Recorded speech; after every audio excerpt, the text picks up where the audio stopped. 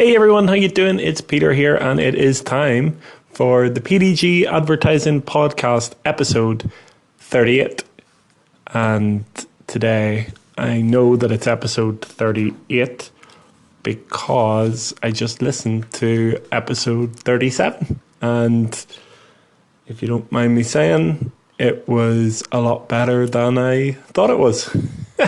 You know what they say about self-praise?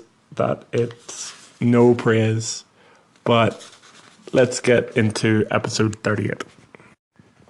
So I'll give you a little bit of context into the PDG Advertising Podcast today.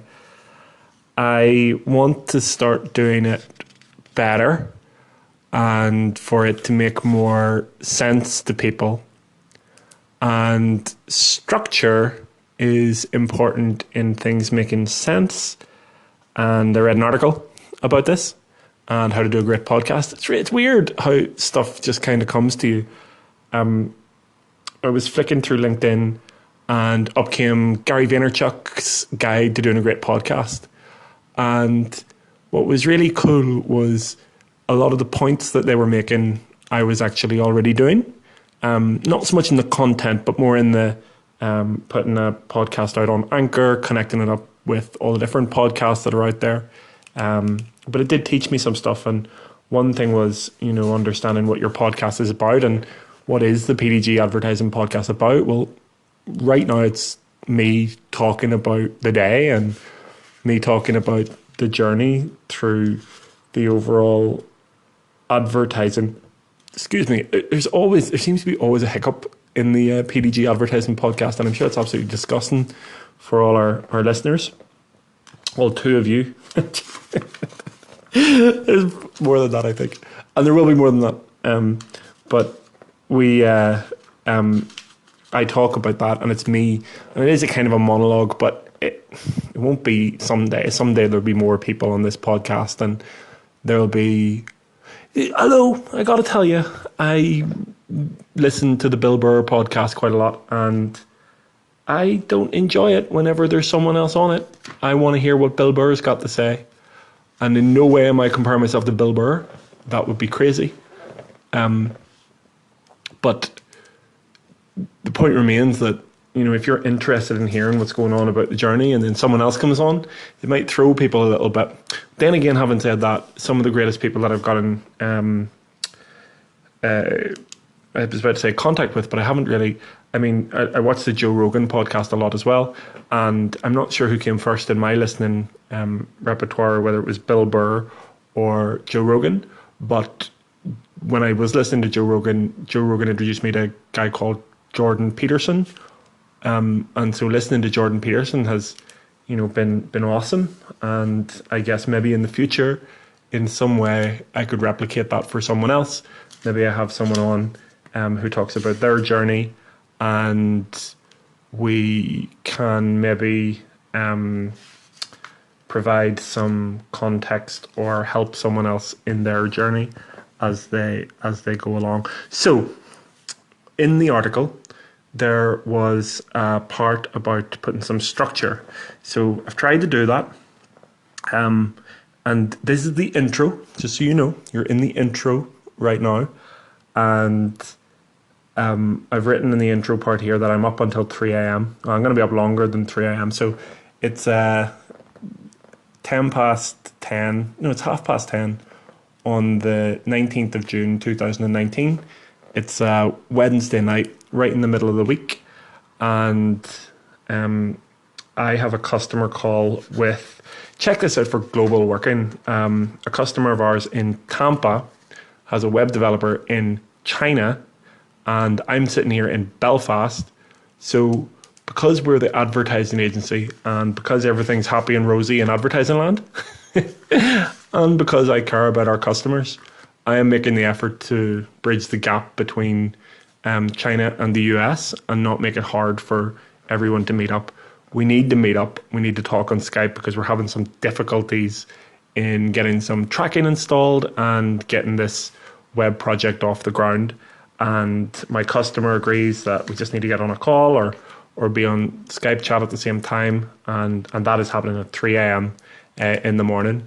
But what that means is that the podcast, I was able to take a little bit of time to sit back and think about what was going on the podcast, and putting a little bit of structure in it was important. But just because I'm up until 3 a.m. has made me think that I have a whole extra, it's a really strange mindset where I've decided now that I have an extra 4 hours to plan out and conquer this world of online advertising, and really I'm going to be in bits tomorrow. So I'm not sure how I'm going to structure this, whether I go to sleep soon and wake up at 3, but I don't think that's a good idea. I think what I might do is I might try to chill out for the next few hours, maybe watch a film or something like that, and then go to sleep after the call or chat has happened, and then go to sleep. But the thing is, I've got a call with a very, very important customer. They're all very, very important, but I've got a call with a customer at, let's see here when that call is at tomorrow. It's at, here we go, 10 a.m. so what are we looking at? So if I finish up that call at 4 a.m., that gives me 1, 2, 3, 4, 5, 6. Yeah, 6 hours of sleep. That might work. I heard Margaret Thatcher, though she's no role model, got by, goodness, talking ill of the dead and everything, got by on just 4 hours of sleep. So I guess I can do with 2 extra. Maybe if I take it kind of easy across the next few hours before this call, things will be all right. Just sometimes some of the things you have to do whenever you run the business and whenever you're trying to provide a great service, you gotta be up for the 3 a.m. Tampa, Belfast, China call, and you know what? I look forward to it. It's literally no issue to do. So in the intro, I think it might be a good idea to tell you about what I'm going to talk about in the rest of the podcast. And the first point, which is kind of the middle, it's going to be about stage 1 of the customer journey. Anthony and I have been working really hard, him more so than me, on depicting the customer journey in visual form. And while that's very exciting, I feel like we need to keep repeating over and over and over again what the customer journey is. I can see it really clearly in my customers not understanding it. I can see it in people that I'm talking to for the first time not understanding it. It's rare. I haven't met anybody that has really got it and really, really understood it. I found people that know that they don't understand it, and I don't claim to completely understand the customer journey. So we're going to articulate that on this podcast today, or at least the first part of it, the first part of the customer journey. It's really, really important to us at PDG Advertising, and it's one of the keys to being successful in online advertising, and that is what this podcast is all about. So we'll get to that. And then I've put down here for some struggles and successes.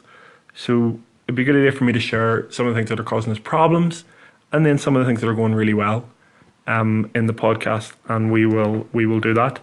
And the last thing I've written down here is subscribe. So that must mean begging people to subscribe at the end. You subscribe if you want to subscribe. Power is up to you. I'm not going to tell you what to do. I'm going to put a line through that right now. You're very welcome to subscribe. It would be awesome if you did. Imagine someone getting a notification whenever the PDG Advertising Podcast goes up on YouTube, but all in good time. And yeah, so going through our intro, I'm going to be up to 3 a.m. We're going to go through stage 1 of the customer journey, and we're going to talk about struggles and successes, and we're not going to pressure people into subscribing. So let's talk about the customer journey. I will introduce it and tell you what all the stages of the customer journey are and why it's important. The customer journey in PDG advertising is the stages of which customers are in your business. So if you have a business or you're in a business, then it's likely that you have some customers. And the customer journey is roughly a sales funnel. But I've always been a little bit skeptical of the word sales funnel. or the phrase sales funnel. And I think it's nicer and better to think of everything as a life cycle and a customer life cycle or a customer journey. And I think that works better. And in a cutthroat world of advertising and marketing, we could all do with things being a little bit nicer and a little bit better. And the customer journey roughly flows like this. When you're a business, you have people who don't know who you are, but may be interested in what you do. An example from someone very close to my heart and home is a driving instructor has customers who don't know who he is, but might be within his area of work. So they might live like 5 miles away from him, and that's an area where he would service. And this person might be just coming 17 and might be shopping around for driving instructors right now. So that's stage one. Stage two of the customer journey would be where people do know who you are, but haven't connected with you yet, haven't liked you on Facebook, given you their email address, wouldn't remember that they had seen you, wouldn't recognize your sign if they saw it in the street, and definitely aren't ready to purchase from you. Stage three are people who have given over their email address. They haven't purchased yet. They're not just ready for that, but they are interested in what you have because they've liked you on Facebook. They would remember you. They've maybe even had a conversation with you in the street or at a conference. They might have handed over their email address, as I think I've said. They might have watched a video to the nth degree on your website. All of those different things where they've made a deeper connection with what you do. The next stage, and this is stage 4 in the customer journey, are those customers who have purchased from you. Now, those customers are great, but a lot of businesses stop at that point and they go, "Oh, we got a sale, great, and see how we can get more sales like that." But actually, if you ignore those customers, you're really missing out on a massive opportunity. You want those customers to then repeat purchase in the future, and the stage that they are at are of being purchasers, but you don't know if what you did was any good. So, and sometimes going on to the next stage can tell you what that stage is all about. The next stage are customers who have repeatedly purchased from you and would be considering giving you a referral or a rating. Now, how many stages of the customer is that? Because it sometimes changes in my mind, but it's one, people who don't know you, people who know you but haven't connected with you, people who have connected with you, people who have purchased from you, and people who have repeatedly purchased from you and would be classed as fans of yours. We're going to come up with names for those different areas, and the work that we're doing in the office, studio, agency is all about putting a map to that and creating a visual to that. So we're going to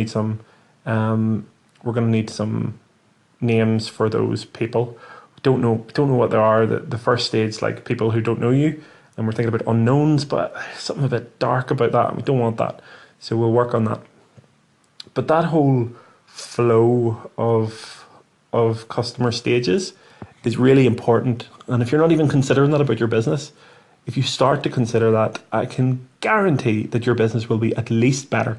I don't know about how much. I would guess 50% better.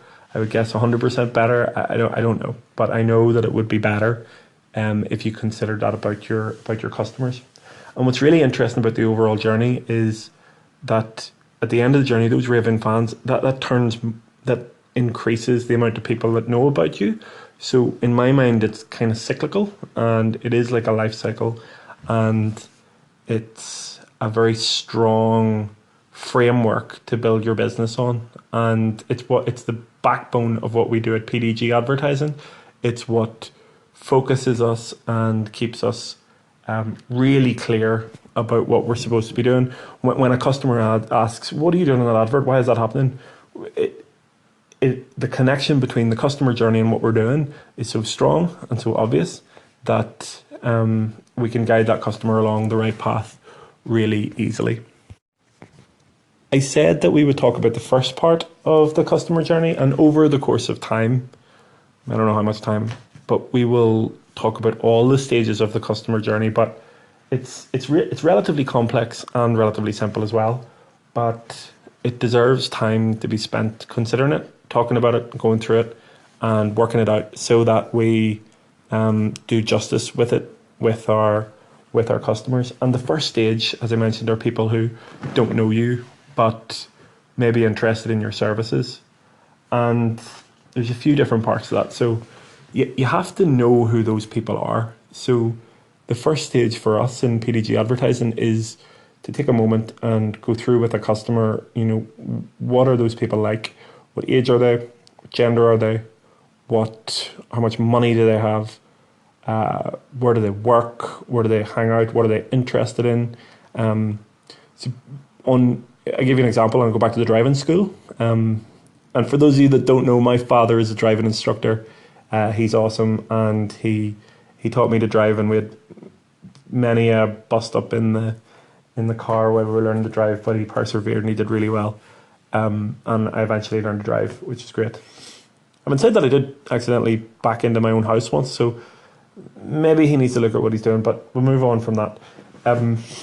The driving instructor example is on Facebook. So Facebook advertising in particular right now is hot. So whenever you're listening to this, 3,000 years into the future, there might not be a Facebook. Pretty much say there won't be a Facebook, but whatever it is that's hot for advertising and the targeting that's there,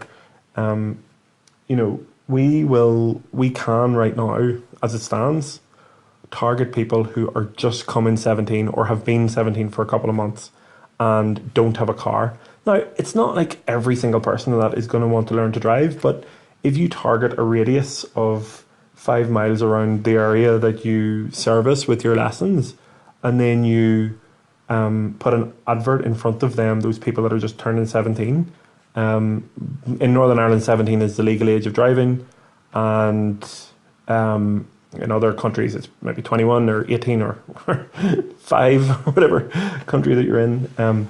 But targeting those people, if you target 100 people there, then I can't see how it wouldn't be likely that at least, maybe 20 of them might be interested in what you do. So based on that percentages, you've got in front of, a whole bunch of people that are interested in what you do. And then the game kind of changes. It becomes less mysterious. You then have to figure out, well, what am I going to put in front of those people? And in my mind, there's so many options for that. You could do a video of your car driving about and put some text on it of driving lessons, an advert like that. You could put an advert of someone in the local community learning to drive with you. That's an obvious one. It's basically a testimonial. You could put some information about how to get your license, stuff like that, and put it in front of people. So all you're doing at that stage, all you're doing is introducing yourself in the best possible light to your target market. And using that analogy, if that is a correct word to use, analogy, for that example, then you can apply that across many businesses. Banks, if you know someone wants a bank account, you know what age they are, you know what age they're likely to start using banks, targeting people with that. Although I have a lot to say about that and responsibility of banks and targeting people with popcorn makers and things like that to get them to open a credit card. It's disgusting. But moving back to the PDG Advertising Podcast and less of the Peter Doak rants, that targeting is how you introduce you're not going to make a sale immediately that way. You're not going to make, you might make a sale, but it's you might just get the right person at the right time and you might get lucky.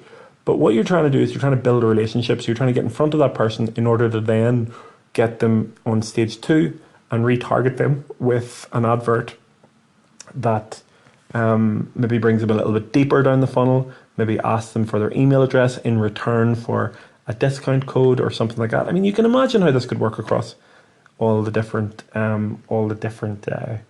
industries that there are out there. So what are we trying to do? We're trying to get these people to the website that you have, or we're trying to get them to engage with the advert, because what you would do as well is you would pixel your advert. So you ever wonder how those adverts start following you around? If you're a digital advertiser and you don't know how that works, you find that out and you Google pixel right away. Don't Google Pixel. Google do have Pixels, but their new phone is also called a Pixel, so you might get that. What you're looking for is a retargeting pixel, so that whenever someone lands on your site, it then embeds a piece of technology or a bit of code or a bit of cookies. I don't know how it works really, but it embeds something in their browsers and their digital footprint online, so that whenever they're somewhere else and you plug in an advert to Facebook, the advert shows up to them. I'm going to tell you a very brief story about retargeting that was pretty awesome.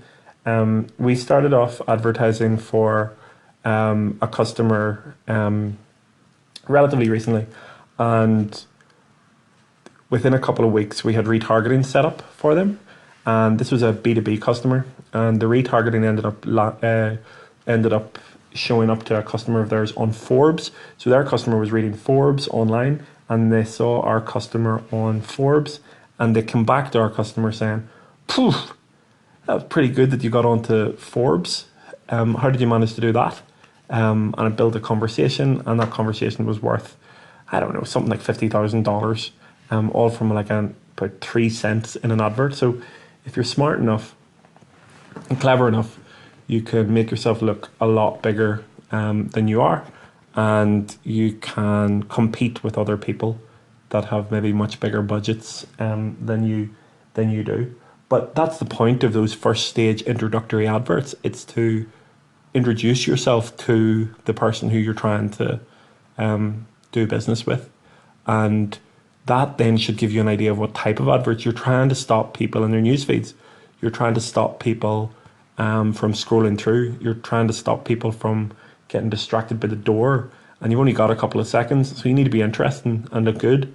So that should formulate what your ads are. And I'll give you a little tip: if you're doing this on Facebook, then video is awesome to get in front of people on that first pass. There are 100 other advertising platforms that you can use to interact with those people for the first time, and it would take me all year to go through every one of them, and I don't even know every one of them.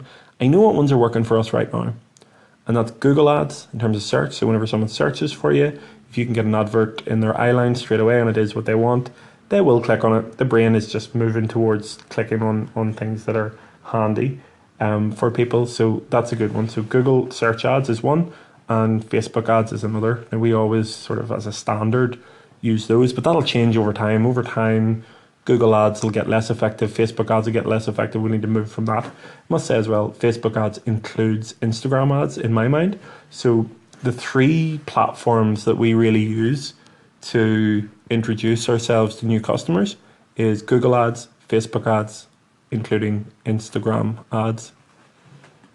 Now, that's pretty simplistic, but I think that gives you enough information, to conquer level 1 of your adverts, level 1 of your customer journey. And so to take you back to what we're talking about, the customer journey is really important. And step 1 is understanding who your customer is and figuring out how to get in front of them to introduce yourself, not to sell. That's really important. Yeah, so we've had a few struggles and successes today. Excuse me. Coughing now on the PDG Advertising Podcast. I'm going to need to take a drink of water. And we're back. So the struggles that we've had today, the customer that we're working with in a meeting at 3 a.m.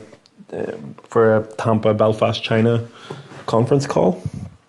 There's a language barrier there, so we're trying to communicate with the developer, but I believe the developer is definitely from China, but I believe that he doesn't actually speak English, and I think that the text that he's writing through Skype chat is through Google Translate.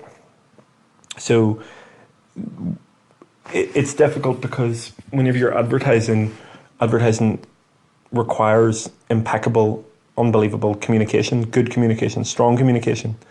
And I'm just not sure that you can put Chinese through a Google Translator and put it through Skype and then translate an answer and put it through Google Translate and get into your native language. And then I don't know if that works as a conversation, but I spoke with the the owner of the business, and we agreed that, yeah, there's some sort of blockage, some sort of problem. So that's what we're going to meet up on a little bit later on and do. So that's definitely a struggle.